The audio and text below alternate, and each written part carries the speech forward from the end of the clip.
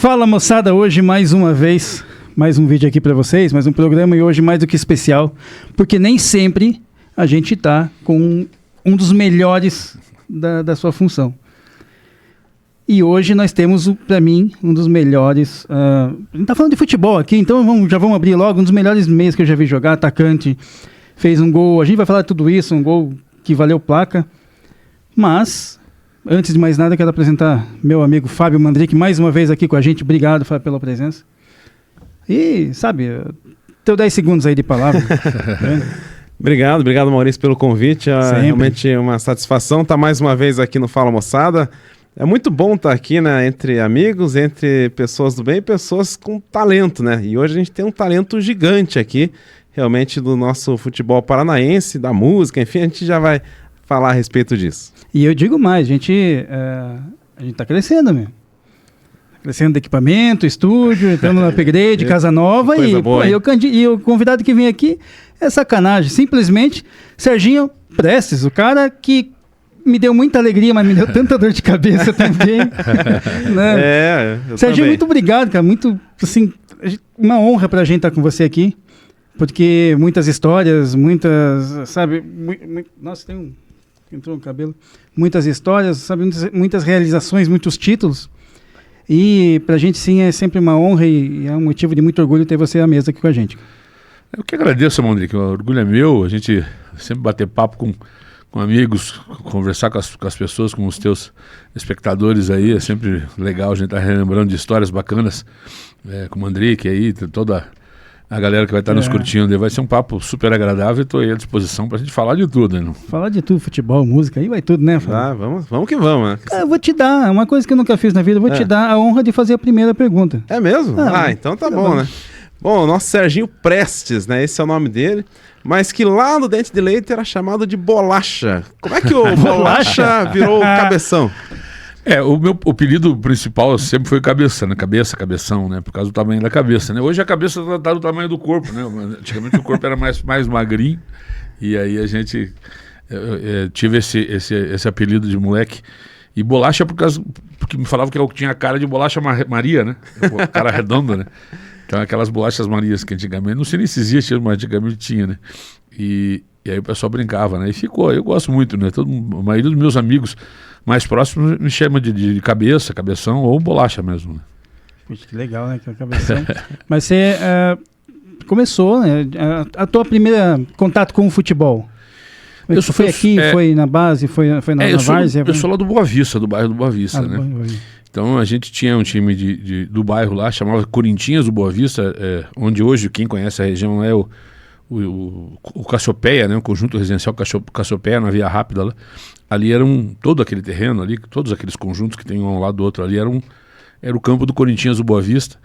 E aí no meio do Boa Vista ali, quase na esquina da Ludovico Geronasso com a Nazaré, hoje tem um supermercado Condor, mas ali era o clube, o Bacaxeri Atlético Clube, o BAC. O BAC foi forte na suburbana até a década de 60 e depois se tornou clube social, né? E lá a gente jogava bola também, ali foi o lugar, né? Meu colégio Hermelino de Leão, logo à frente, na Nazaré. Então eu estudei sempre por ali. Então ali foram meus primeiros chutes, né? Clube mesmo, efetivamente, foi o Operário Pilarzinho, né? Eu joguei no Pilarzinho com o professor Nininho. O professor Nininho era um descobridor de talentos, um professor de vários jogadores, né? Que nós tivemos no Pilarzinho do Dente de Leite, né? Eu tinha 12 anos para 13 e jogava, né, coincidentemente com o Zico, né? O Zico jogou também no Colorado, depois no Sport, foi campeão brasileiro. O goleiro? Não, um meia. O meia. Que jogou no Colorado e jogou no Sport. E nós tínhamos um ótimo time, né? Era eu, o Zico e o Geraldinho, né? Que era, na verdade, o grande craque do nosso time, era o Geraldinho. E a gente começou ali. Aí depois, mais pra frente, que eu fui ter, assim, um clube profissional, foi o Coritiba, que eu morava no Boa Vista. Tinha um grande amigo que jogava já no Dente de Leite do Coritiba, com o professor Miro, né? O Vinícius. E aí, nas férias de julho, ele me convidou, vamos lá, bater uma bola lá. E foi assim mesmo. Mais para jogar futebol mesmo, e o professor Miro gostou, já pediu os documentos e tal, dali começou a trajetória, né, de atleta mesmo. Ali na base aérea, né, que vocês faziam... Era na base aérea, né, pô, ficava aquela gurizada ali, quem conhece a base ali, logo que você entra ali tem aquele aviãozinho, né, na frente do Sindac, tá ali, e à direita um muro branco, que era um muro que divide com o 20º Batalhão, né, o 20 BIB. A gente ficava sentado, encostado no muro ali, até o professor Miro chegar. Ele trabalhava no Banco do Brasil e vinha nas quartas e sextas da tarde dar treino pra gente, né? Valeu. Então era aquela molecada, mas eram uns 300 meninos, né? 250. Era uma galera, né, que ia lá treinar. E ali a gente começou, né? Nessa fase... Era uma fase em que as peneiradas... Era uma... Você falou, né? Porque 60 para posição. Ali no professor Miro a peneirada era constante, né? Porque ele chegava, ele tinha assim o time A e B, né? O time que jogava o campeonato, que ele treinava primeiro, né? E já eram 2 campos, no campo anexo já tinha um auxiliar dele. Ele já começava a dividir toda a outra meninada, né? Que ia, então era time A, B, C, D, ia até o Z, né? Então jogava lá 15 minutinhos e tal, saía, entrava outros. E ali ia se começando a observar os meninos, né? E ali passou muita gente boa, né? Vários jogadores passaram pelo professor Miro, desde Dirceuzinho, né? Que falecido já, infelizmente, o Gil, vários jogadores. A maioria dos jogadores que surgiram no Curitiba na base passaram pelo professor Miro, Alex, enfim... Por falar de todos, eu vou esquecer de alguns. Verdadeiro descobridor de talento, porque é difícil, né? Nessa fase eles são muito parecidos, né? Nessa época existia um professor Miro no Curitiba, existia o professor Bandeira, né? Que trabalhou no Curitiba, trabalhou no Atlético, Pernambuco, Nilson Borges e tal, né? Com exceção do Nilson, que foi um ex-jogador, os outros todos não eram ex-jogadores, né? E sim abnegados, né? Sim. Que faziam isso por amor, né? Então o professor Miro ele era um cara muito carinhoso, né, e muito querido assim com a gente, os meninos brincavam direto, então era um ambiente muito gostoso. E ali a gente, né, tinha os menorzinhos, né, que por muito tempo jogaram lá no Couto Pereira nos intervalos dos jogos, né, antes um pouquinho do jogo e no intervalo entrava uma meninada, mas era tudo um pouco mais novos, né, eu já entrei mais velho lá, e eram menorzinhos de tamanho, né, então era uma atração, né, que existia na época do Curitiba e o professor Miro comandava isso. Quem que era o ídolo do Serginho nessa época? A referência? Eu tive alguns ídolos. Meu maior ídolo é o Zico, né? O Zico foi o grande ídolo da minha carreira. E também tinha uma admiração bastante grande pelo Sócrates, né? Eu gostava do jeito dele, de jogar.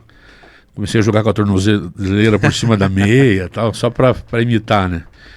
E no Curitiba, né, eu sou torcedor de menino, né, torcedor do Curitiba, e tinha o Negreiros, né, que era um jogador que eu admirava demais, que era um segundo meia, camisa 8, que era um armador da equipe, jogava com a meia baixada, assim, irreverente, e o Zé Roberto, que foi o grande jogador do Curitiba, né, para mim foram essas referências aí, mas o ídolo maior é o Zico, né.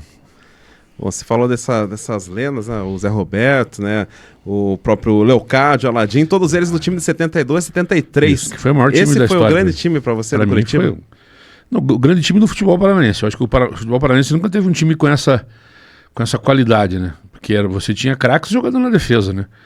Você tinha Cláudio Marques. O Cláudio Marques ele surgiu lá em Santos, jogando de 10, de 11, né, de ponta esquerda, de meia esquerda. Acabou jogando de lateral, depois foi para zagueiro. Mas era um craque de bola, né? O Nilo era um jogador de nível de seleção brasileira, jogadorzaço, né? O Oberdan, o período que teve o Oberdan, um dos maiores zagueiros da história do Grêmio também, do Santos e tal. E daí do meio para frente era piada, né? Hidalgo, Negreiros, ou Dreyer, né? Leocádio, Zé Roberto, Paquito, Tião Batiá, Aladim, Rinaldo. Nossa. Veio Braulio, jogou Flecha, jogou... Então nesse período aí de 72, 3, ali por ali, 4 e tal, o Curitiba era um time... Tanto que ele foi campeão do Torneio do Povo e chegou no Campeonato Brasileiro naquela época que era muito difícil, né? Os times muito fortes, né? O Santos, o Cruzeiro, Palmeiras, no início dos anos 70 tinham timaços, né? Então... Curitiba batia de frente e teve um time realmente, nessa geração, para mim, foi a melhor. Então, quando fala menor é que a gente tem a referência de ver. Lógico. Lógico que eu não vi o time de 72, mas eu vi o time de 89. Né? O time de 89 do Curitiba era um time... Serginho, Carlos Alberto e Tostão. Ali era Osvaldo, assim, né? Quando entrava os caras em campo, a gente já virava de costas. Falei, pronto, a gente já sabia que ia perder. Né? O time do Curitiba de 89, ele era um time muito técnico, né? E foi um time que só existiu porque era o Edu Coimbra o técnico, né? Que eu cheguei durante aquele ano, né? No Curitiba, vindo do Grêmio. O Curitiba já tinha um time super bom, né? E o primeiro volante era o Marildo, que era o único remanescente da equipe de 85 que permanecia jogando, né? E o Osvaldo fazia o segundo homem de meio, né? E o Osvaldo, quem não lembrar do Osvaldo é jogador formado na Ponte, que sempre foi um ponta de lança, né? Um meia que chega na área, fazia muito gol. No Grêmio é considerado o camisa 8, né? Que no Rio Grande do Sul é diferente. O 8 é o meia que chega na área, que faz gol. Era antigamente, né? Sim. E o 10 era o armador, o segundo meia. E ele é o 8 da história do Grêmio, né? Então, se for no Grêmio hoje, ele é o 8 da história do Grêmio. Então, ele era o jogador ponta de lança, né? E acabou jogando segundo volante e depois primeiro volante. Quando eu cheguei, o Eduzinho resolveu fazer aquela composição de meio ali. E ele até brincava, porque ele falou, não tinha volante, ele tinha direção hidráulica, né? Ele chamava o Osvaldo de direção hidráulica, né? Pela qualidade, né? Caramba. Era um time muito técnico, né? Tostão iluminadíssimo aquele ano, né? Sempre foi um craque, mas no ano de 89, se ele desse um bico para trás, a bola dava em alguém e ia pro gol, ou sobrava para alguém fazer o gol, porque ele estava desequilibrando, né? Jogando demais, né? O Carlos Alberto Dias era o diferencial, o dia que ele estava bem, assim, a fim de jogar e estava aceso, aí o time voava, né? Porque ele era fantástico, né? Ao lado do Tostão, né? Eu, Osvaldo por trás. Então era um time que realmente, como você falou, a gente entrava em campo e nós nos divertíamos, né? Então eu falei, quando eu converso com o torcedor do Curitiba, eu falo, cara, você gostava de ver o time, a gente gostava da mesma forma de jogar, né? Agora imagina você entrar em campo, olhar para os lados, né? Ver tudo isso, né? Tostão, Chincão e Cazu e tal, não sei o que, e você tá junto ali e estrear no Atletiba ainda. É verdade. Nossa, uma estreia num Atletiba. Eu cheguei, meu primeiro jogo foi no Atletiba, né? Não tem sem pressão, então? E foi muito engraçado porque o Edu chamou eu e o Osvaldo e falou, cara, minha ideia é fazer isso, né? Botar você, o seu Serginho um pouquinho mais para trás, o Carlos Alberto Dias e o Tostão mais à frente. Vocês acham que dá certo? Eu falei, olha, tem que falar com o Osvaldo, né? Eu cheguei agora, eu jogo até no gol, se for preciso. Mas o Osvaldo tem que falar, ele que, né? Eu falei, não, vamos tentar, né? Vai demorar um pouquinho e tal. Daí ele falou, só que no primeiro jogo, ele falou, eu tenho uma dúvida, se eu vou jogar com um ponta, ele vai jogar com um ponta, né? Então, podia ser o Sérgio Luiz, que era do lado direito, ou o Cazu do lado esquerdo. Aí o Carlos Alberto faria o quarto homem por um dos dois lados, né? E aí ele falou, no Atletiba eu vou entrar com o Osvaldo só de primeiro, o Marildo não ia jogar, Carlos Alberto e Tostão, 3 no meio, e Sérgio Luiz, Chicão e Cazu, 3 atacantes. E aí o primeiro tempo foi duro, porque a gente quase não ficava com a bola, né? O Atlético marcou bem, e aí tava 1-0 pro Atlético, eu entrei lá pros 15 do segundo tempo, né? E o meu compadre, meu irmão, Marquinhos Benato, era o ponto esquerdo, o 11, né? Do Atlético. Sim, do Atlético. E aí a gente tinha feito uma aposta de brincadeira, ó, final do jogo nós vamos lá pra minha casa, lá, eu tava morando na casa da minha sogra ali no Boa Vista, tinha recém-chegado, né? E falei, ó, vamos fazer uma costela lá e quem perder paga a costela. Quando eu entrei, o Atlético estava dominando o jogo, o Marquinhos já brincou, pô, tô sentindo o cheirinho da costela já. Falei, calma, cara, tô entrando agora. Rapaz, eu acho que se eu toquei uma vez na bola, e nós fizemos 2 gols em seguida, assim. É muito rápido. Acho que eu nem... Fizemos 2-1 e ganhamos o jogo, né? Gol da do tensão Berg, né, que é do Berg? Gol do Berg. Um gol do Berg de cabeça. É. E outro Tostão, né? Uma enfiada de bola do Osvaldo, o Tostão fez o gol. E é legal saber isso, Serginho, da tensão, tá? Do moleque que tá ali no banco sabendo que vai entrar. Né? Você vai, mas não passa e vem 10 minutos e acaba o primeiro tempo e vai 5 minutos, o cara fica cada vez mais tenso. Como é que ele entra em campo? Sabe? Você vai, com o passar do tempo, você vai acostumando com essas várias situações, né? Então, o cara que diz que não fica nervoso para jogar, eu duvido. Mesmo o cara experiente, né? Você está acostumado a jogar, tem menos, uma pressão um pouco menor, né? Mas você sente porque é muito é muito impactante, né? Um jogo, principalmente os grandes jogos, né? Então, o coração tá batendo acelerado, né? E aí, quem consegue controlar melhor isso, né? Que não é que a pessoa não sente, né? Eu acho que a experiência vai de você ter autocontrole, de você conseguir se acalmar, né? Dentro desse momento de tensão e poder ter lucidez para fazer as coisas, né? Aliás, não é só no futebol, acho que em tudo, né? Fazer com segurança se faz melhor, né? A gente está cansado de exemplos, né, de jogadores depois que despontaram e se tornaram grandes ícones do futebol, mas que nos primeiro jogo, o cara simplesmente some do campo. Não é o cara que entra e resolve, todo mundo põe aquela carga nas costas do moleque, ela vai entrar. É que nem agora, tivemos no jogo da seleção aí com o Hendrick entrando, o moleque de 17 anos entrando num jogo de seleção, quer que resolva? Não vai resolver. Ele recém está jogando no Palmeiras, né? Como titular, né? E daí jogou lá 3, 4 jogos do Palmeiras bem naquele momento, né? E aí na seleção tem, como é que o cara vai, né? Então tudo tem o tempo certo de você ir crescendo. Tem alguns jogadores que sentem menos, né? O exemplo do Vitor Roque, né? Eu acho que é impressionante esse menino, né? Desde que ele chegou no Atlético, desde os primeiros jogos, ele tem uma personalidade já formada. Rafinha, por exemplo, um jogador que passou comigo na base do Curitiba, né? O Rafinha é uma personalidade incrível, né? Sente muito pouco, né? Esses momentos de sufoco, assim.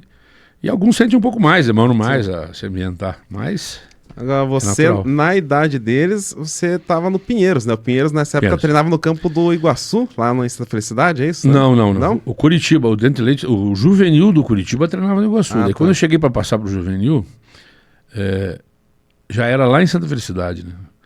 E na minha época não tinha essas molezinhas de ter interbairros e tal, tinha que pegar 2 ônibus, ir até o centro, pegar outro ônibus. Então tinha a escola, e tinha que sair correndo tudo, porque não dava tempo. E o custo, né? Minha família nunca foi de um posse muito grande, nunca passamos dificuldades, mas não tinha tanta...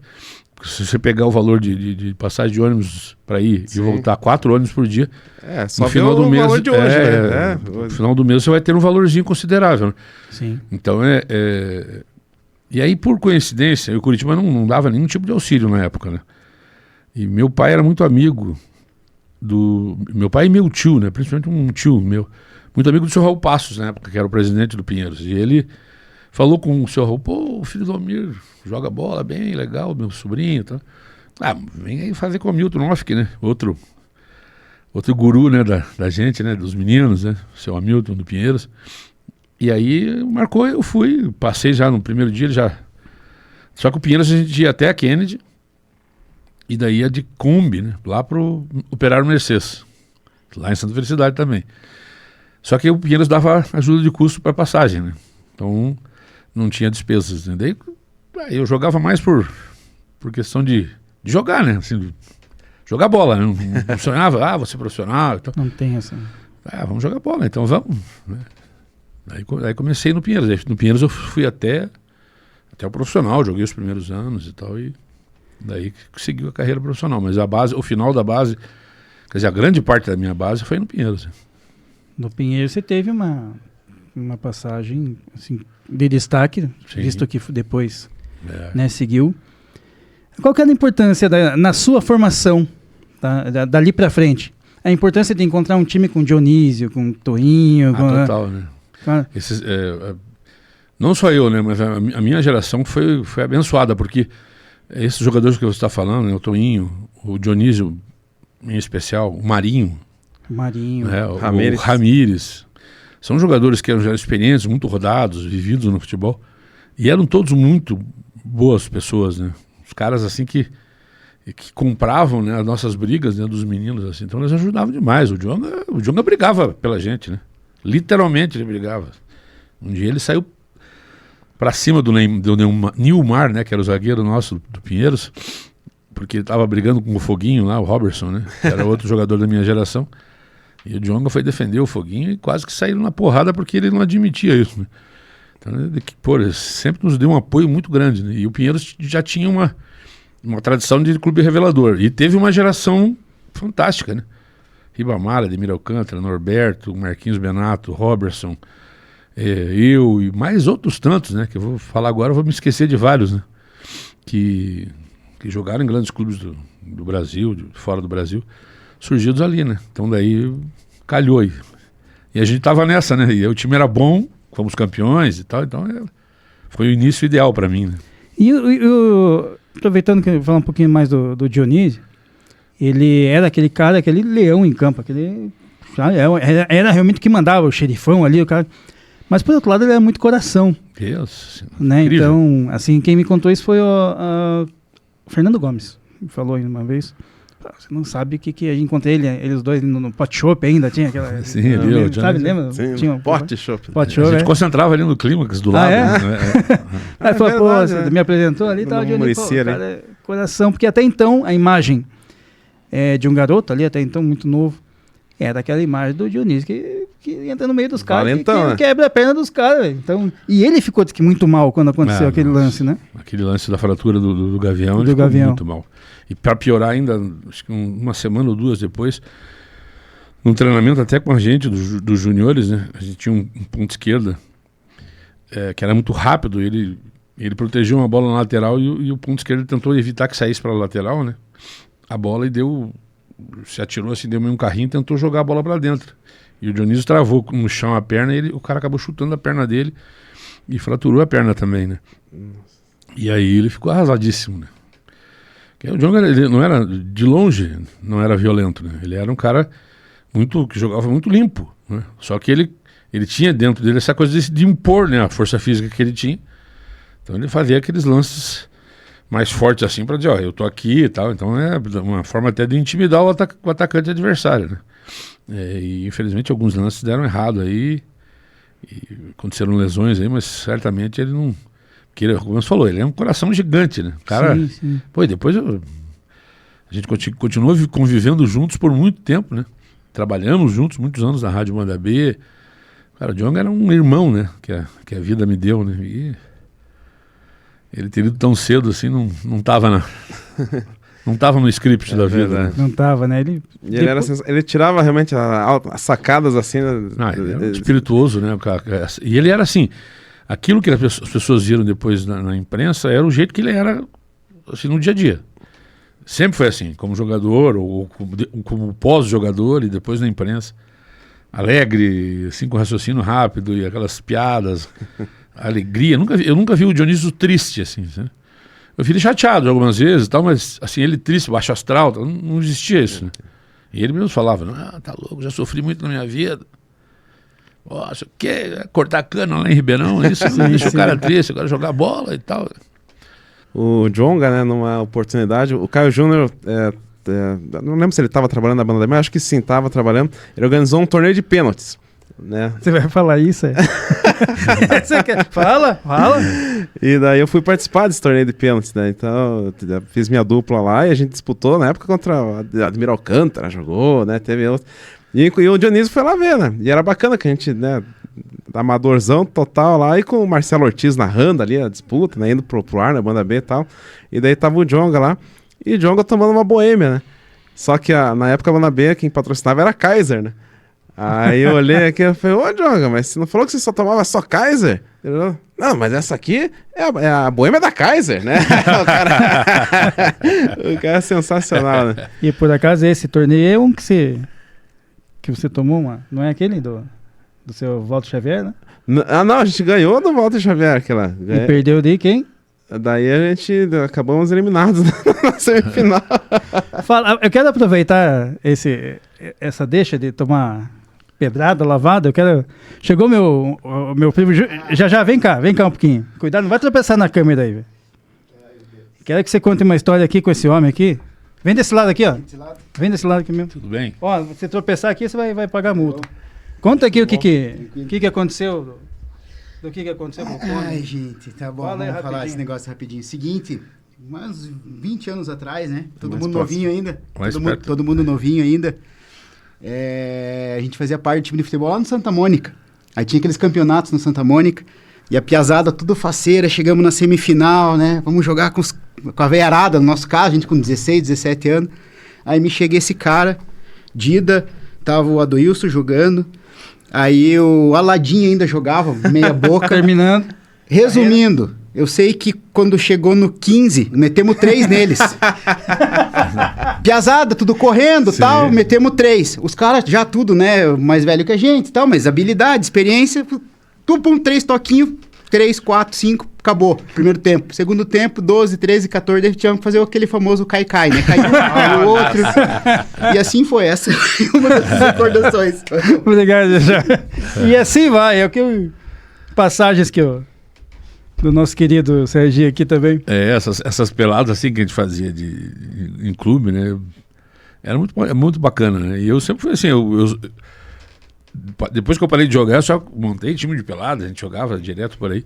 Mas eu não cuidava de ninguém que gostasse disso só pra brincar, assim, né? Brincar de ganhar, né? Então, eu ficava assim, e não gostava também vai lá, daí começa a querer fazer... humilhar as pessoas e tal. Eu disse, não, vamos jogar futebol. Os caras que querem ver a gente jogar sério, né? Sim, é. É o maior respeito que tem, né? O maior respeito que tem é você jogar sério, né? Daí acaba pela questão técnica, né? Então várias vezes a gente fez pelados assim. Lógico, daí se junta todo mundo, né? E acaba correndo um pouco menos, mas a qualidade técnica somada ali... com a bola corre... Dividia... macia, né? Dificultava nas peladas. Essa questão de entrar nessa parte de brincar e de brincar e ganhar, brincando, ganhar como se fosse automático, assim, simplesmente. Você sai do Curitiba e vai para Paraná. E ali você participa ali, talvez, do maior ciclo vitorioso de um clube aqui no Paraná. É o início do ciclo vitorioso do Paraná. Ali era... eu sempre quis perguntar para alguém no Paraná. Era aquela questão, a gente vai entrar em campo, a gente sabe que vai ganhar? O time do Curitiba de 89, todo mundo me pergunta entre os dois, né? O time do Curitiba era mais técnico. Sim. Né? E o time do Paraná era mais time, mais conjunto, né? E além de ter extraordinários jogadores, tinha um conjunto muito forte, né? Tinha um trabalho... O Edu também é um excelente treinador, foi um excelente treinador. Sim, sim. O Otacílio, o Carlinhos Neves, toda a comissão técnica ali, o Tico... Eles faziam um trabalho muito bom, então eles montaram um time muito coeso, né? Então a gente sabia que é difícil a gente perder um jogo, né? O Paraná perdeu pouquíssimos jogos naqueles inícios ali, 91, 92. Porque era uma equipe... Quando jogava mal, empatava? Não, a gente empatou algumas partidas e perdeu pouquíssimas, né? E ganhou a maioria porque que o time era realmente muito forte, né? Os jogadores ainda não tão conhecidos, estavam iniciando uma trajetória no Paraná. Ali, Então você tinha o do Wilson, você tinha... jogadores, o próprio Saulo, né? O Saulo chegou, ele era formado no Atlético Mineiro, mas não tinha se firmado no Atlético, né? O João Antônio jogou no Grêmio, jogou na seleção brasileira, já era conhecido, seleção de base, né? Mas ainda não tinha se firmado assim num time como o grande jogador que ele era. Então aqui no Paraná que ele se transformou numa grife, né? O João. Sim. Então o time foi ganhando corpo, né? E realmente eu tenho a maior alegria, maior orgulho, honra de ter jogado nesse time, né? Porque para mim foi marcante, né? Um momento da vida, assim, completo, né? Dias atrás eu estava falando com o Ricardo Machado Lima, né? Que era nosso diretor de futebol. A gente sempre se encontra, desde sempre, né? E estava falando para ele, falei, cara, é inesquecível, assim, a gente lembra, tá conversando, vai lembrando de momentos e momentos e momentos, porque são tantas coisas que passaram nesse período de 2 anos ali, para mim, né, e para eles continuou mais tempo, que foi inacreditável, né? O Paraná surgiu assim de uma fusão, eram 2 times, o Colorado já não era vencedor, mas era um time com uma torcida grande, o Pinheiros vinha de um ciclo super vencedor, né? Vinha fazendo finais de Paranaense todos os anos, né? 4, 5, 6, 7, 8. Né? Foram 5 seguidas, né? 84, 85, 86, 87, 88, ganhou 2 delas. E 89 fez a fusão. E aí tinha um time já sólido, uma diretoria bem organizada, tal. Então o time surgiu fortíssimo, né? E já aí, surgiu, como o elenco era muito bom, a comissão técnica que eles montaram de começo, Minelli. Seu Minelli. Professor Minelli, né? Minelli é 80. Estamos falando de 89, né? Quando surgiu o Paraná, final de 89, o Paraná contratou o Minelli. O Minelli, 12 anos antes, ele tinha sido já tricampeão brasileiro, tetracampeão brasileiro, né? Tricampeão consecutivo. Né? Sim. Quer dizer, então é como se você contratasse alguém que há 11, 12 anos, 2012, 2011, por aí, fosse um melhor treinador do Brasil, um dos melhores da América do Sul, há 10 anos atrás, 12 anos atrás. Foi isso que o Paraná fez naquele momento, trouxe uma referência, né? E acertou em cheio, né? Cara, fantástico, né? Perdemos há pouco tempo. Aquela... Pode falar que deu... Não, o detalhe também da estreia do Serginho, né? Que ele jogava geralmente com a 8, mas estreou com a camisa 9 e estreou marcando golaço. O Mirelli era tão espirituoso, né, cara? Quando ele chegou no início do Paraná, e o início mesmo, né? Comecinho de 90, depois eu fui saber à frente que eu não fiquei sabendo. O Paraná queria me contratar naquele momento. Ele fez proposta para o Curitiba, mas o Curitiba não aceitou. A gente tinha acabado aquele ano fantástico no Curitiba de 89 e tal. Aí lá no meio do ano surgiu novamente a negociação e acabou acontecendo. Só que eu vinha já no Paranaense, nas finais, inclusive num jogo contra o Paraná, eu me lesionei. Era uma distensão na coxa, fiquei muito tempo para recuperei, daí joguei a última partida com o Atlético da final, mesmo machucado, daí piorou e tal. E fui demorar para voltar, e não tinha nem voltado ainda, efetivamente, a jogar, quando eu fui para o Paraná. Eu cheguei, daí ele falou, pô, em janeiro eu queria você aqui, não deu certo. Aí agora você chega aí gordo e tal, e pô, vou fazer o quê? Onde é que eu vou te colocar no time? Eu falei, aonde o senhor quiser. Aí ele falou, vou te botar de centroavante no primeiro jogo. Eu falei, tem problema. Já jogamos assim, eu já tinha jogado com ele no Grêmio, né, como centroavante. Inclusive os jogos da reta final do campeonato de 89, eu joguei 2 deles como centroavante, né? Então ele falou, não, cara, o time é assim, assim, assim, você vai fazer essa função. E aí o primeiro jogo realmente eu joguei como centroavante, né? E dei sorte, fiz um gol que foi o gol do Fantástico também. Aí, foi meu primeiro gol no Paraná, né? E fiz o gol. Falando de Paraná, falando de golaço, falando de Grêmio, pra gente como torcedor, acho que foi a maior injustiça aquela eliminação da Copa do Brasil. Em campo, os jogadores também sentiram isso no segundo jogo? Porque eu vou contextualizar. Um golaço do Serginho, que recebe a bola do Celso Cajuru e cruza o campo todo e mete por cima do guapa do Estádio Olímpico. No Olímpico. E o Grêmio com 350 partidas sem perder. E o Paraná com 9 em campo, com 9 em campo. Isso foi marcante até, né? O Balu e o Servilho. O Balu e o Servilho. Isso com 14 minutos do primeiro tempo, né?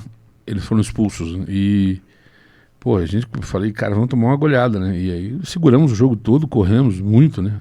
E só porque era um time muito, muito bem ajustado, né? Que nós conseguimos suportar, né? E aí lá aos 30 e tal do segundo tempo eu fiz aquele gol. No jogo de volta, esse momento, no futebol assim a gente não... Acho que injustiça... É meio injusto falar em injustiça. É verdade. Né? Porque o outro time tá lá pra tentar a mesma coisa, né? Cara, o pessoal do Grêmio ficou muito chateado, porque alguns jogadores do nosso time deram algumas entrevistas dizendo que, cara, ia passar por cima, que o time do Grêmio o time do Paraná era muito melhor e tal. Não respeitaram a tradição, a história do Grêmio, né? Então o pessoal se sentiu meio injustiçado ali. Injustiçado, meio chateado, meio ofendido com as palavras de alguns. E nós estávamos, já naquele momento...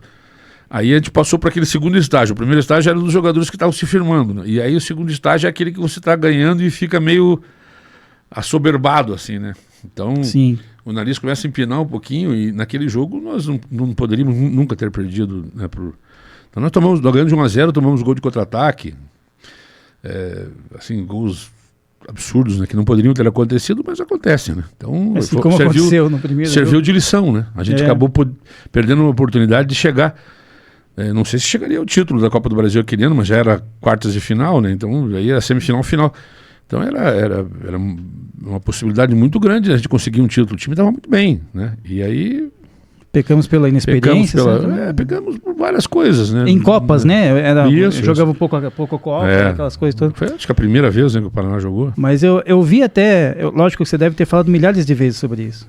Mas 30 e tal minutos do segundo tempo, o Celso joga uma bola, cai no pé do Serginho, o Serginho de frente pro gol do Quando Paraná. Ele jogou a bola pra mim, eu falei, pô... E aí? O que eu vou fazer? O que faz? Eu falei, pô, como é que o cara sai jogando comigo? Cara, a gente tava morto de cansado, né? E daí você não tem pra quem tocar, porque as possibilidades, nós com 2 jogadores a menos, né? O Doilson e o Saulo me apareceram assim, mas estavam marcados, né? E você vai indo, né? Jamais eu ia pensar que eu ia fazer o gol quando eu peguei a bola, né? Eu queria mais me livrar da bola para passar para alguém, mas não tinha. Alguém, você vai indo e... Aquilo, sei lá, coisa de uma energia superior, alguma coisa que... esse cara ali eu vou ajudar hoje a fazer um gol bonito. Vou ajudar. Né? O goleiro pensou em sair, o Serginho... Quando eu estava no meio campo, eu olhei, o goleiro já estava um pouquinho adiantado. Ele jogava um pouquinho adiantado. Mas eu falei, daqui não vai chegar. Eu nunca tive chute forte, né? Então eu falei, não vai chegar nem na área, não chega, né? Não dá. E fui levando. Quando eu driblei o Jandir, daí eu... Você jogou na frente? Daí eu olhei, ele estava começando a sair mais, né? Ele fez o certo, né? Para tentar bloquear a minha chegada ali. Aí o recurso era tocar por cima, né? E aí deu certo, né? Aí eu não sabia nem como eu comemorava, de tão cansado que eu estava. E aí como eu pedi para ele narrar esse lance, porque daí a gente vai colocar o... Vai estar. Você que está em casa, você viu esse lance agora na tela. E como o seu Valmir Gomes falou aquela vez, né? Foi o maior gol que ele viu do Paraná. Na entrevista que nós fizemos com o seu Valmir Gomes, ele cara, foi um dia muito especial, assim. Por exemplo, o treinador era o Tico, né? O Tico Cleocir Santos, que por muito tempo foi auxiliar de vários grandes treinadores aí do futebol brasileiro. Ele era auxiliar do Otacílio. O Otacílio foi pro Palmeiras naquela época. E a gente pediu pro presidente do Paraná na época deixar ele como treinador. O preparador físico era o Robson Gomes, meu compadre, filho do Valmir Gomes. Sim. Né? Então, assim, pessoas muito próximas, assim, Almir Domingues, é treinador de goleiro. Então, eram amigos, assim. Então, um grande momento, assim, da minha carreira, assim, acho que talvez o ápice da carreira em relação a uma jogada, né, cheio de amigos no comando ali, né? Então, foi muito especial, né? Para mim, é inesquecível, assim, se lembra sempre disso. Pena que o Paraná não está na primeira divisão, que sempre que o Paraná e Grêmio jogavam, todo mundo fala, o gol do Grêmio. Mas tem algo que acontece de vez em quando que é lembrado, né? Dia 8 de dezembro, porque numa data como essa, o Paraná Clube foi campeão paranaense pela primeira vez, e com gol de Ednelson, né? E passe de quem? Foi uma bola que a gente... Foi uma falta rápida ali, acho que o Marquinhos Ferreira bateu para mim. Cara, quando eu girei, eu fiquei de frente e vi o Ednelson entrando na diagonal. E aquele espaço ali, eu falei, vai ter que ser ali mesmo, né? E ainda bem que o passe saiu perfeito, ele só dominou a bola e fez um golaço, né? Que ele bateu cruzado, deu na trave. Bateu do outro lado, né? Foi. Bateu rasteiro forte, difícil pegar aquela bola, porque quando ele dominou, né, os gramados em geral, né? E o do Couto também era um deles, né? Naquela época eram muito ruins, né? Então a bola quicava mais do que... Então ele dominou, a bola subiu um pouquinho, ele deu uma ajeitada e já bateu cruzado forte, né? Fazendo gol que foi o gol da justiça, porque a gente fez um campeonato, aquele foi o primeiro e único, né? De pontos corridos, né? E a gente até a quarta, quinta rodada, já chegando ao final, era para ter sido campeão muito antes, né? Aí a gente perdeu um jogo na Vila Capanema pro Matsubara nessa reta final, eu não joguei essa partida, que estava com o terceiro amarelo. O Índio, o zagueiro, fez um gol de falta lá do meio campo, acertou um chute daquele impossível, né? E depois, a 3 rodadas do fim, a gente perdeu pro Atlético, que era o jogo que a gente jogaria por ganhar e ser campeão, já com 3 rodadas de antecedência, na Vila Capanema, e a gente acabou perdendo. Acho que foi talvez foram as duas únicas derrotas que a gente teve na Vila, né? Em seguida, assim. E aí deu chance pro Atlético encostar ainda, né? Que a gente tava meio disparado na frente. E aí na última rodada, né, daí já ganhamos no meio de semana seguinte e o empate contra o Curitiba era o suficiente para ser campeão, e foi o que ainda bem aconteceu, né? Serginho, você acha que você citou os gramados, né, da época, e realmente a gente vai assistir os jogos da época, a bola sempre vem, tá louco, né, vem quicando. E quando passa na linha, levanta aquela cauda, poeirona. Contribui muito, assim, esse tipo de gramado para a brevidade da carreira do atleta, antigamente? Assim, gera mais lesões, né? Mais torções e tudo mais, né? E a qualidade do espetáculo, né? Porque se o gramado fosse perfeito, os jogos seriam melhores, né? Ainda do que já eram, né? Antigamente o jogador tinha mais técnica porque aprendia enquanto garoto, né? Tinha mais recursos para aprender, né? Sim, jogava bola na rua, jogava bola em tudo que é lugar, com várias bolas diferentes e tal. Então você já ganhava essa coordenação motora, essa questão já de estar ambientado com o esporte já desde pequeno, mesmo sem ter técnico, sem nada. Você tinha isso no dia a dia, né?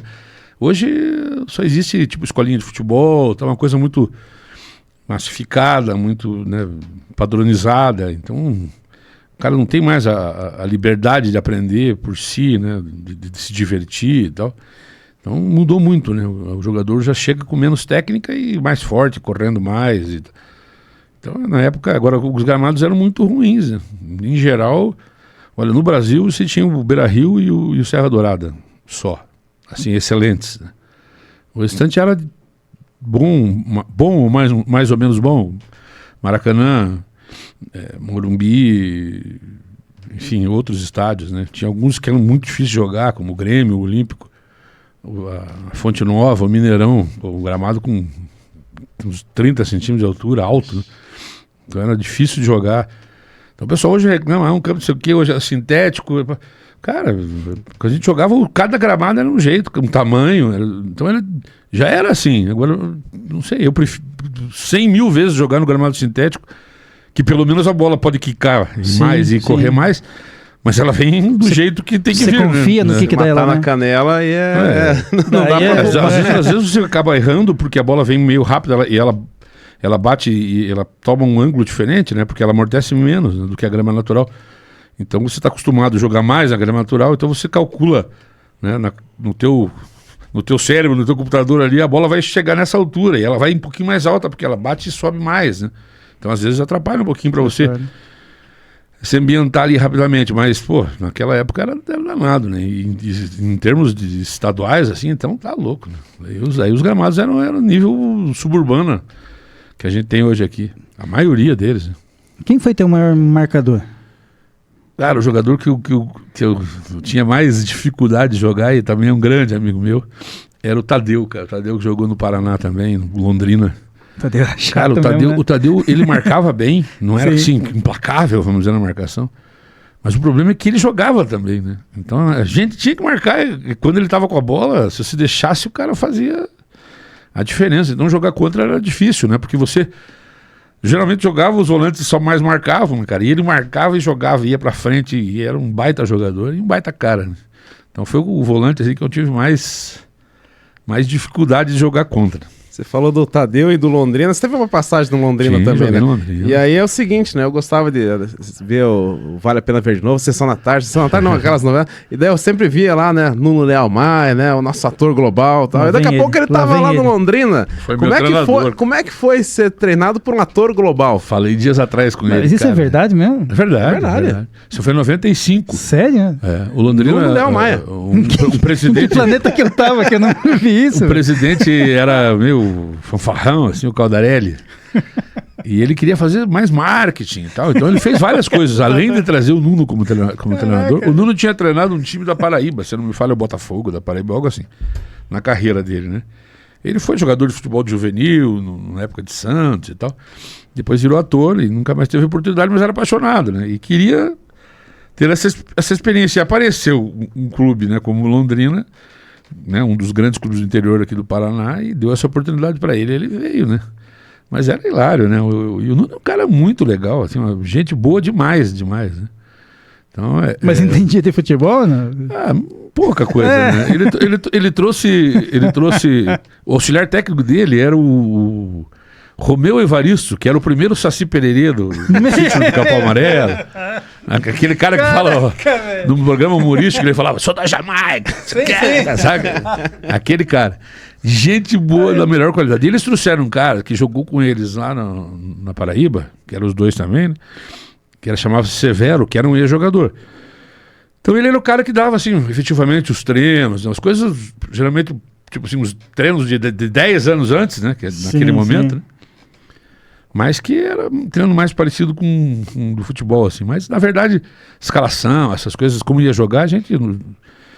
Márcio Alcântara, o Gilmar, que era ex-goleiro do Atlético, eu, Marquinhos Ferreira, o João Neves, do Londrina, todos esses caras eram... Né, éramos a base mais experientes ali, a gente conversava entre nós ali, formatava como a gente ia jogar, né? Ele dizia os 11 que ia entrar em campo e a gente jogava. E dias atrás, até num grupo de WhatsApp da imprensa paranaense, aí, que talvez vocês até participem, alguém lá falou que ia fazer uma matéria, e até, pô, o Serginho estava fazendo uma matéria do Londrina daquela época, né? Daí um deles falou, pô, deve ter sido o pior treinador da história do Londrina. Daí o cara falou... Olha o primeiro turno, 10 jogos no primeiro turno. Foram 6 vitórias, 3 empates e 1 derrota apenas. Eita! O Paraná, isso nós estamos falando do ano 95, né? O Paraná tinha aquele super time, o Atlético com um baita time. E nós fizemos uma campanha muito boa, porque a gente mesmo que se organizava em campo. Sim, né? sim. Daí ele saiu, quando veio o hexagonal final, foi dispensado o Caldarelli, trouxe o Urubatão na época, né? Um treinador, era antigo já na época. Cara, aí degringolou tudo, né? Que o cara era um... Não posso falar aqui, senão vai dar aquele pip. Você tem aquele pip lá que coloca. Aqui pode tudo. Não, então pô, tá louco. Quase saímos na porrada, eu comigo, com outros jogadores, e perdemos os 6 jogos do hexagonal e ficamos daí em último na classificação do hexagonal ali. Mas com o Nuno a gente fez uma baita campanha. Fica imaginando a preleção. Serginho, volta aqui, volta a pegar o volante aqui do time. Tá bom, pode chamar. Não, ele nem fazia muito isso, né? Ele dava a escalação e ele falava mais coisas motivacionais, assim, né? Ele falava, agora conversem entre vocês aí e tal. Teve uma passagem muito interessante que ele quando tinha jogo de meia semana, ele chegava no dia, quarta ou quinta, né? Ele vinha já no dia. Quando a semana era cheia, ele vinha na quinta-feira, dava o treino quinta, sexta e ficava até o dia do jogo. E esse jogo era meio de semana com o Paraná, aqui na Vila Capanema, na quarta-feira. Teve uma greve lá no Rio. Greve não. Choveu demais e encheu os túneis que vai da Barra para São Conrado. Deu deslizamento na estrada que vai Jacarepaguá Barra ali e tal. Não tinha como sair da Barra. E ele ficou lá. Antigamente a Globo era ali na Barra mesmo, né? Não era lá em Jacarepaguá. Eles ficaram lá, presos lá e não podiam sair. Voltar para casa deles e nem para ir para o aeroporto e tal. E ele não conseguiu sair na terça, que ele viria na terça para cá, e foi conseguir sair na quarta-feira porque alguém lá da Globo prestou um helicóptero, foi lá, pegou ele lá e levou ele até o aeroporto. E aí ele fiz besteira aqui. Não. E aí ele conseguiu chegar. Ele chegou, a gente já estava fazendo o lanche já, né? 5 e pouco da tarde, assim, né? O jogo era 8h30, se não me falha a memória. Aí ele chegou, tal, foi lá, comeu um negocinho rapidamente com a gente ali e fomos pra preleção. Daí ele chegou e falou, todo sujo, assim, tava de camiseta branca e calça jeans e, dormindo no chão e tal. Vai jogar fulano, tá, deu os 11 jogadores dele. Pô, gente, você não sabe o que eu passei nesses 2 dias aí, tá louco. Faz o seguinte... conversa aí, cara, você sabe como é que vocês vão jogar. Eu vou tomar um banho, cara, eu vou comer um negocinho, porque senão eu não vou aguentar. E saiu, deixou a gente lá, né? A gente riu um monte, né? Porque... Mas ele sabia que né? Ele não tinha nenhuma pretensão de ser o José Mourinho, né? Ele queria trabalhar no futebol e tal, né?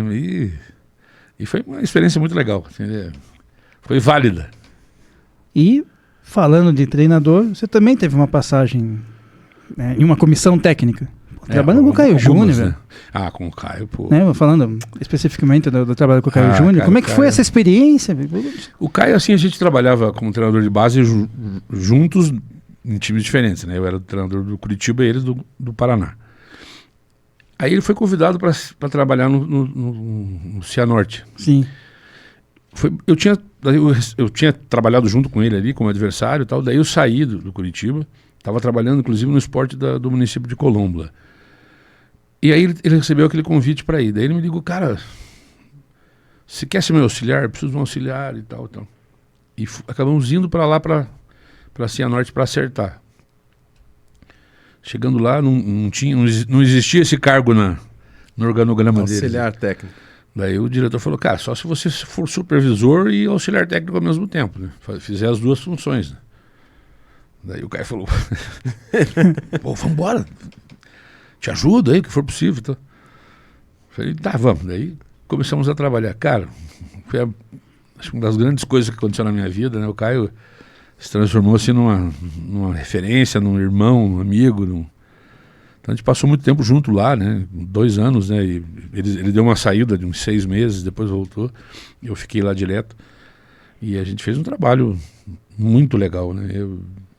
Era uma sintonia muito grande, né? O Caio é um ser humano incrível, né? Então já falamos de um, né? Do Dionísio, do Djonga. O Caio era um cara fantástico, né? E a gente conseguiu levar o Cianorte não só a permanecer na primeira divisão, que era o objetivo deles, né? Como chegar na semifinal, né? Ele perdeu para o Curitiba, que foi campeão, né? Acho que tem invicto, se não me falha a memória, perdendo de 1-0 lá e 1-0 aqui no Couto, né? Curitiba com aquele timaço que ele tinha, né? Aritizaba, Adriano, Tuta, foi uma geração muito boa, né?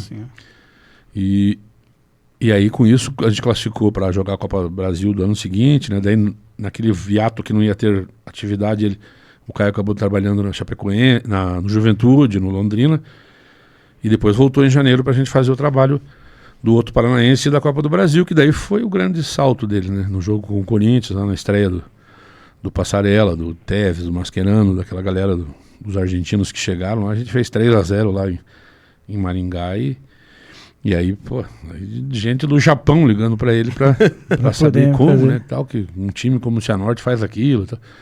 E aí foi um início, assim, muito legal. E, pô, ter trabalhado com ele me enche de orgulho, né? É uma lenda. Falando nisso, como é que você recebeu a notícia do acidente? Foi o pior dia da minha vida até hoje, cara. Eu tava dormindo, né? E umas 4 horas da manhã me ligou o Grayson, né? O Grayson Assunção, que era o nosso coordenador da equipe na banda B. Daí ele falou, cara, tá assistindo televisão? Eu falei, pô, tô assistindo televisão 4 horas da manhã, cara, tô dormindo. Ele, liga aí. Eu falei, pra quê, cara? O cara caiu o avião da Chapecoense. O avião de quem, cara? Da Chapecoense, cara. Eu, que avião da Chapecoense? Cara, o avião da Chapecoense, os caras estavam indo lá pra...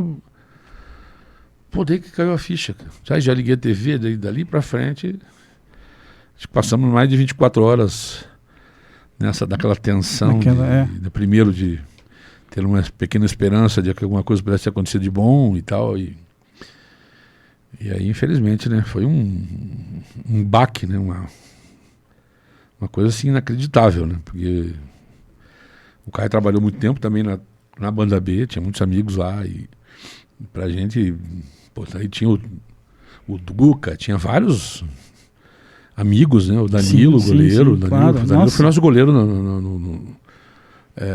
no próprio Cianorte, né, ele era garoto formado da categoria de base lá no Cianorte. Então, assim, pô, foi uma tragédia até se entender aquilo. Eu lembro que eu trabalhava à noite, até de madrugada. A primeira coisa que veio na cabeça, Caio Júnior. Assim, né? Quando... Você não sabia que a primeira notícia foi que tinha sumido do radar. Pô, sumiu do radar. Daqui a pouco não. Confirmou. Teve um acidente e tal no caminho ali. Aí quando você fala em acidente aéreo, você já... Daqui a pouco, pô, tem alguns sobreviventes e tal. Aí você fica naquela expectativa, né? Até se confirmar que tinha sido, né? Que o Caio não estava entre os sobreviventes. Foi muito duro, né? E depois de acompanhar tudo aquilo, né? A família... A gente morou tempos juntos lá em Cianorte, né? Então tinha uma relação muito próxima, assim, né? E foi lamentável, né? Foi lamentável. Mas o Caio certamente deixou o nome dele na história.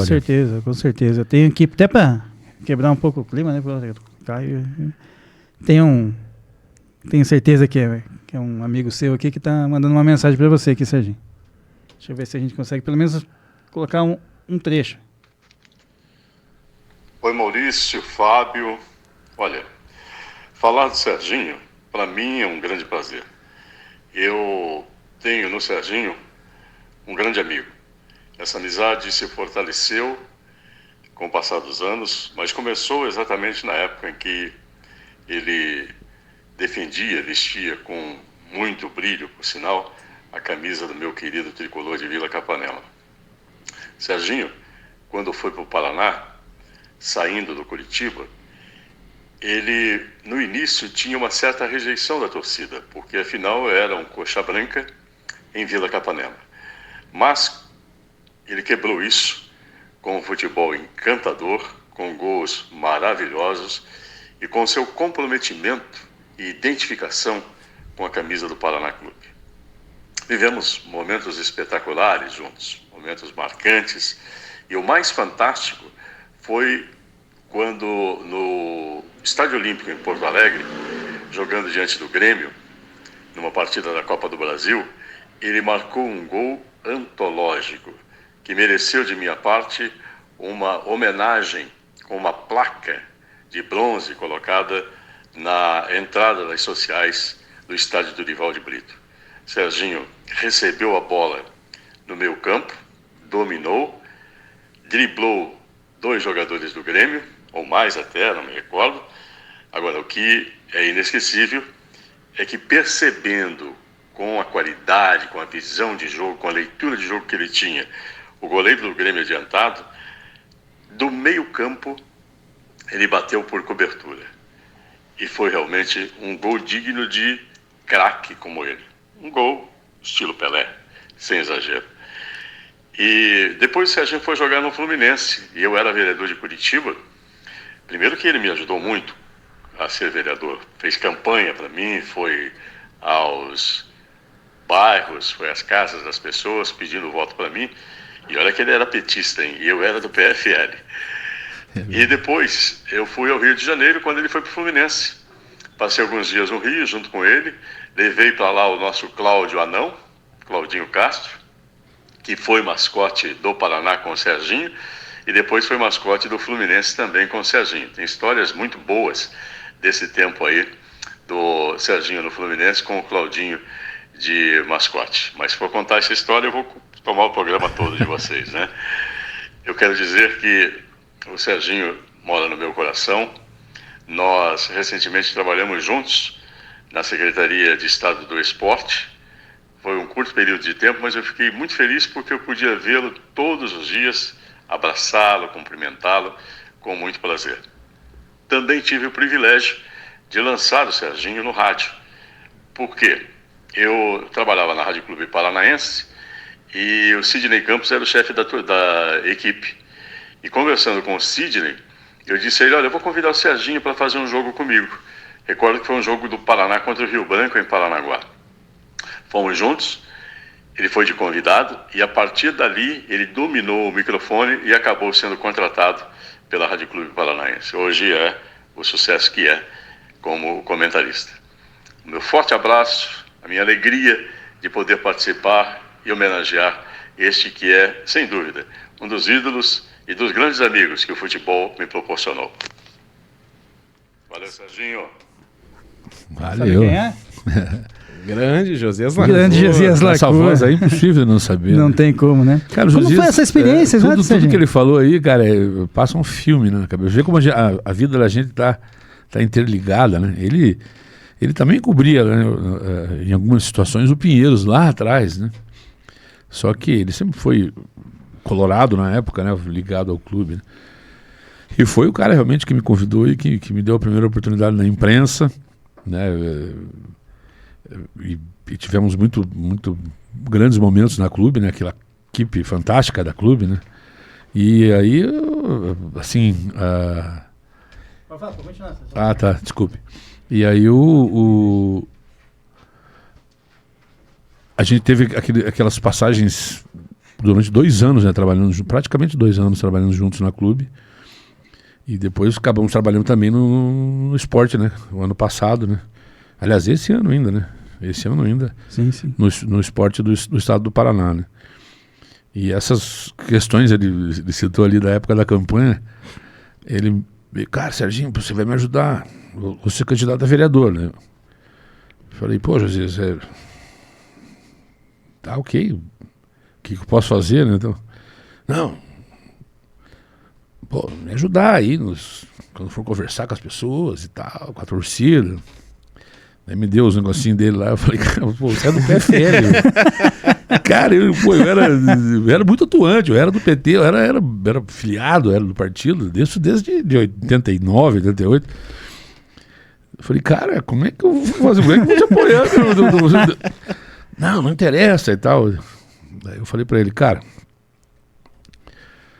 depois de pensar, eu falei, eu vou te ajudar porque você é um grande amigo, né? E vamos lá, né? Falei, só não me decepcione.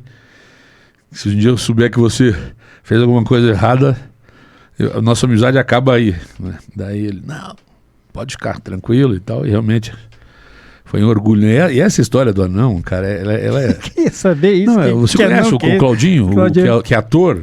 Sei. Que faz, ator de comédia aqui em Curitiba. Ele ficou marcado quando ele fez apoiou a campanha do Fruit, né? Que ele falava, você tá pronto, Fruit, não sei o quê. Ele desse tamanho, né? Cara, ele tinha 17, 18 anos. Ele começou a entrar com a gente no Paraná. Ele entrava sempre comigo nos jogos, né? Na maioria dos jogos na Vila, ele entrava como mascote ali. E aí ele falou, eu não tinha reparado esse mundo, a gente nunca tinha perdido um jogo ele entrando de mascote comigo. Ele falou, cara, estamos invicto aí. Tá, e a gente, criou uma amizade ali, aí ele participou da campanha do Josias também, trabalhou com o Josias. E quando ele estava na campanha, que eu fui pro Fluminense, o Josias prometeu para ele que se ele se elegesse, ele levaria o Claudinho para entrar num Fla-Flu, junto comigo no Maracanã. Falei, tranquilo, estamos fechados, né? Daí saiu a tabela, tinha a data já do Fla-Flu, eles compraram as passagens deles para eles e tudo e tal. E eu cheguei lá e comecei, a imprensa carioca é um barato, né? Os caras amam esse tipo de coisa.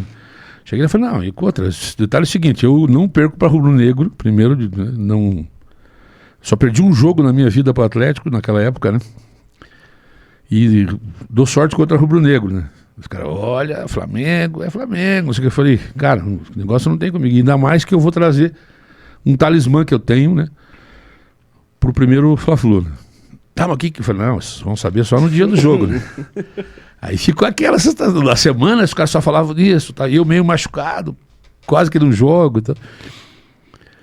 Mas daí o Josias acabou, e aí vai jogar? Eu falei, cara, eu acho que eu vou, mas talvez chegue aqui eu não consiga, né? Eu tô me recuperando. Tá? Não, a gente vai, de qualquer forma vai. Daí chegou, o Claudinho já foi lá para concentração comigo, né? E no dia do treino, do sábado, né, de manhã, que era o apronto ali pro jogo, eu cheguei com ele lá, falei, aqui, o meu amuleto tá aqui, cara. O anãozinho tá comigo, nos jogos a gente não perde, entrevistaram ele e tal. Foi comigo pra concentração, os jogadores adotaram ele, né? Ele virou xodó da galera. Que aí a gente entrou no estádio junto, né, no Maracanã, né? Cara, entrou assim, foi comigo até o meio, largou da minha mão, foi lá na galera do Flamengo e mostrava a camisa, não sei o quê. Que o Claudinho sempre foi... Ele não era ator na época ainda, mas tinha essa veia. Né? E aí, cara, o jogo rolando, e jogo difícil, cara, eu com a perna na meia boca, tava sentindo um pouco de dor. Intervalo 0-0, volto pro segundo tempo, era Dinho, nosso treinador era Dinho, né? Aí, voltei mais um pouco, falei, pô, Dinho, não tô aguentando mais, tal. Daí, quando eu tava para sair, saiu o gol do Flamengo. Né? Gol do Flamengo, chego no vestiário, ele já tava lá, ele tava assistindo do ladinho ali da porta do vestiário, na arquibancada, assim, entrou para dentro do vestiário e ficou lá, cara, não é possível, não vai dar certo, não é possível, nunca perdemos junto e tal. Daqui a pouco sai o gol do Fluminense, empatamos e viramos o jogo ainda, né? Cara, quando acabou o jogo, o Edinho já entrou no vestiário, foi o primeiro, assim, já chegou rápido, abriu a porta, pegou ele, jogou pra cima, falou, não, você é foda, não, porra. Cara, até o presidente do Fluminense, que era um cara meio mascaradão, assim, pô, abraçou ele e tal, e tá ali no vestiário. Aí vem os caras do programa Mesa Redonda, que o Mesa Redonda era um programa nacional, né? Tinha o pessoal do Rio lá, que era o Garotinho, e toda a galera que tinha aqui, né, em Curitiba, com o Valmir Gomes, com o Fernando Gomes. Aí os caras chegaram, cara, a gente queria ver se dava pra... Negócio do programa, né? Eu falei, cara, eu tenho compromisso. Ele falou, não é você. Não é você que jogou, eu quero... Não, gente, queria levar um anão.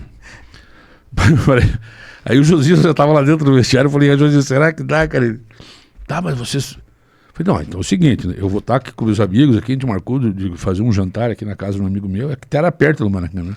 Só que você vai ter que me levar ele lá de novo, olha lá, né? Não, pode ficar tranquilo. Daí foi lá, a gente tava na casa do cara, ele tinha uma televisão ligada, botaram ele sentado assim em cima da bancada, né? Não era na cadeira, com as perninhas pra fora, assim, com o microfone de mão. Cara, e ele tava, daí o Roberto Dinamite tava lá participando do programa, e ele fala, isso aqui, daí ele tomou conta, né? E os caras queriam que ele ficasse, porque daí nós jogamos o Fla-Flu, jogaríamos com o Vasco, com o Botafogo e com o Vasco, e aí ia definir a Taça Guanabara.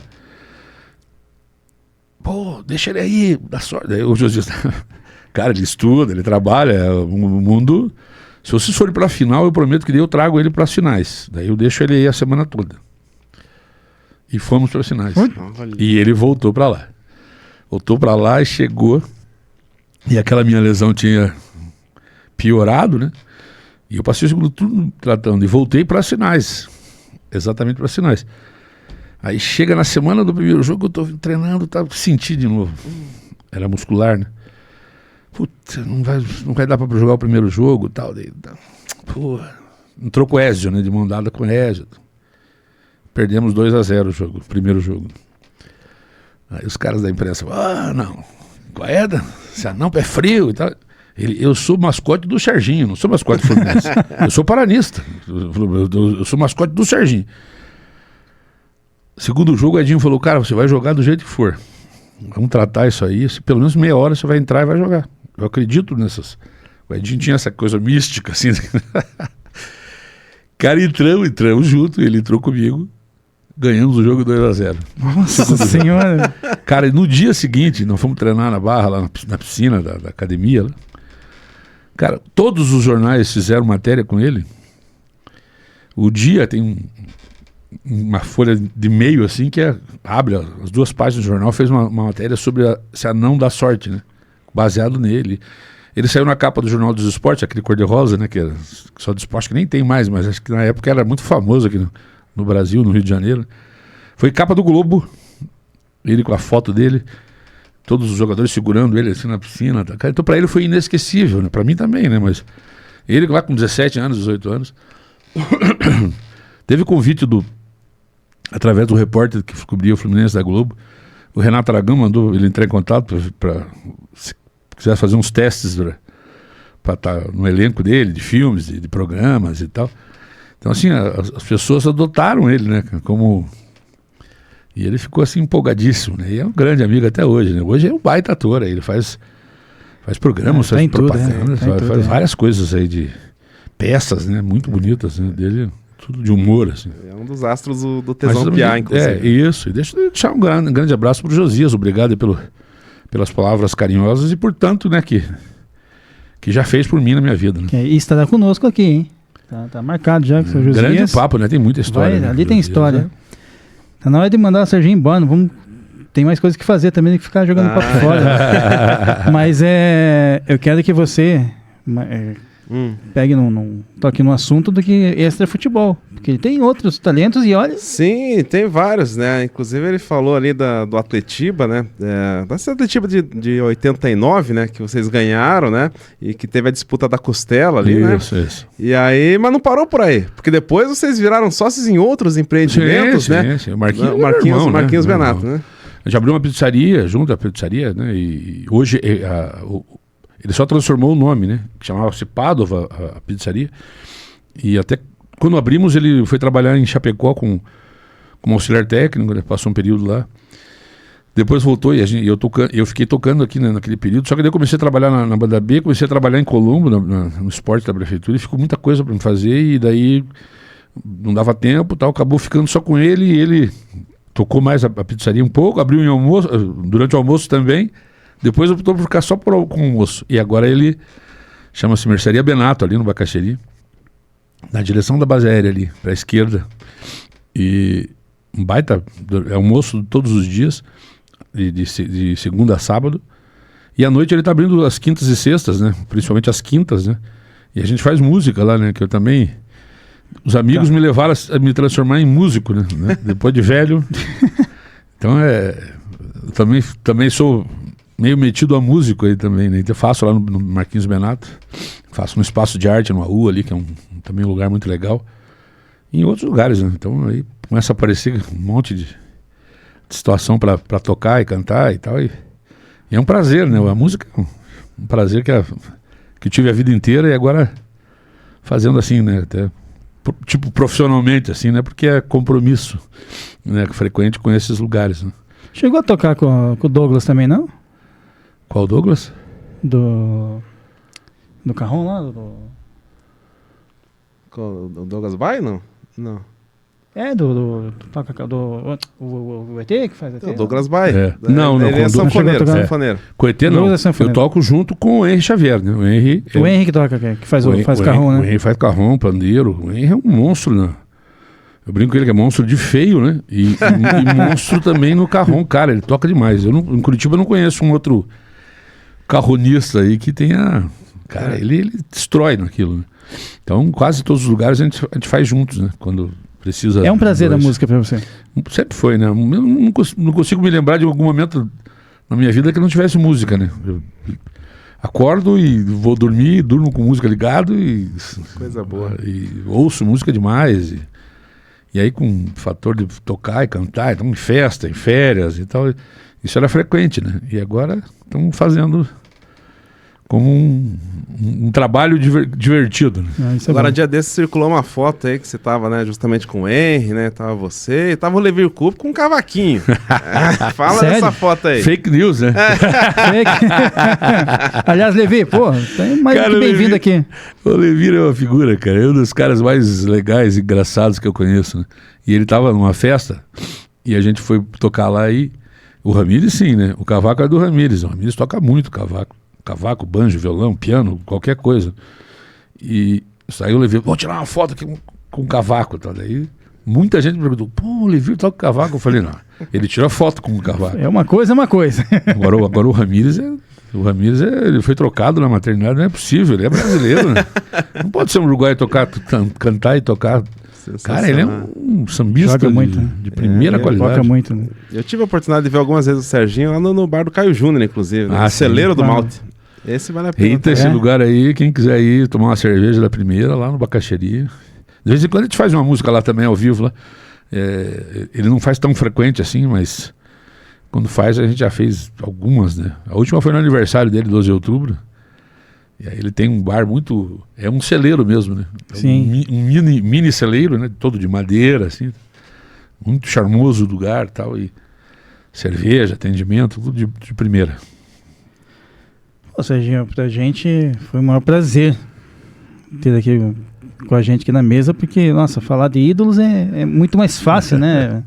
E sim, é um grande ídolo meu, assim, um prazer mais do que especial pelo tudo que você nos proporcionou aí, por toda essa alegria nesses anos de Paraná Clube. Né, Jajá? Tá ruim, não? Aí eu que te agradeço, Maurício, aí, pô, o convite... A gente veio discutindo quando que dava, quando que não dava, e acabou fechando para a gente fazer agora. E sempre conversar, bater papo sobre as coisas que a gente gosta de fazer, ama fazer, futebol, música, essas coisas, passagens da vida e tal, histórias. Você pode contar comigo sempre, né? Porque num programa só é difícil a gente falar não, é complicado, de tudo, né? Mas para mim é uma grande alegria, né? Prazer e... Já estou marcado de ir lá na clube. Né? Vai aqui, já arrumei para... Começo do ano já teremos a presença lá do Serginho, grande Serginho. Fala um pouco do programa da clube, Fábio. Então, o Clube FM tem todas as manhãs o Café com Mistura, das 6 às 8 da manhã. Na primeira hora a gente sempre traz informações, um pouco de música, também é uma revista, né, nas manhãs. E a segunda hora sempre tem um entrevistado. Então a gente varia aí dos mais, vamos de delegado de polícia, chefe de cozinha, né, atleta e lutador, e político. Junto? Não, cada um no seu dia aí, né? E graças a Deus aí tem repercutido bem. Há quanto tempo já? Quantos anos já? O Café com Mistura, nesse formato, agora ele é novo, né? Vai para fazer 2 anos aí.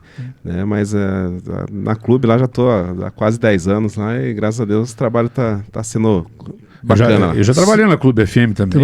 Além da M, né? Na época, como que o Josias falou que eu entrei, sim, que era só a M, né? Na época. E aí na FM também, com o Neliton Rosenau, era o chefe da equipe, e eu trabalhei acho que 1 ano também, comentando jogos, né? Não tinha programa diário, nada. Mas estaremos lá com o maior prazer, né? Mas é um prazer, né? Até ter você assim do meu lado, porque é um grande amigo, além de um grande amigo, a gente toca junto também, são um músico também. Ué, batera, aqui tem um grande trio, trombonista. Precisamos. Olha, sobre bateria, pronto. Já tá quase a banda formada, né? Aí. Pega o violão, trazemos o Ramires fazer um cavaco, só falta arrumar um baixo e daí pronto. E pronto, tá feito. Obrigado então pela presença de novo, pra você. E Serginho, a casa está aberta, sempre que quiser, o que você precisar da gente, a gente está à disposição. Eu que agradeço, parabéns pelo programa e até a próxima, galera. Até a próxima. Fala, moçada.